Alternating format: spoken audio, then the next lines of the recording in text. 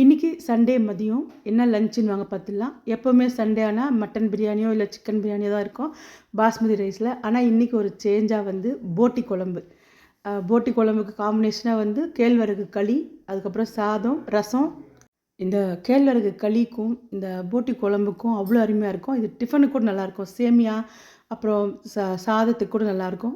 இட்லி, தோசை எல்லாத்துக்கும் ரொம்பவே சூப்பராக இருக்கும். 2 நாள் வச்சுருந்து சாப்பிட்டா கூட நல்லாயிருக்கும். இது கேழ்வரகு களி வந்து தண்ணி வச்சுட்டு நான் இன்றைக்கி ரவை தான் போட்டு கிளறி இருந்தேன். சூப்பராக வந்துச்சு. கொஞ்சம் கட்டி கட்டியாக வந்தது. அதனால் அதுக்கப்புறம் அட்ஜஸ்ட் பண்ணி நல்லா கிளறி எடுத்துட்டேன். நல்லா தான் வந்தது. களிக்கும் அந்த போட்டி குழம்புக்கும் ரொம்பவே டேஸ்ட்டாக அப்படி இருந்தது.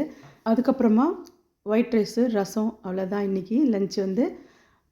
மட்டன் வறுவல், குழந்தைங்களுக்கு வந்து மட்டன் வறுவலும் செஞ்சுட்டேன். சுட சுட சாதம். இப்போது களிக்கு கொதிக்கிற அப்படியே அந்த போட்டி குழம்பு ஊற்றி சாப்பிடும்போது ரொம்பவே டேஸ்ட்டாக இருக்கும். நீங்களே செஞ்சு பாருங்கள். தேங்க்யூ.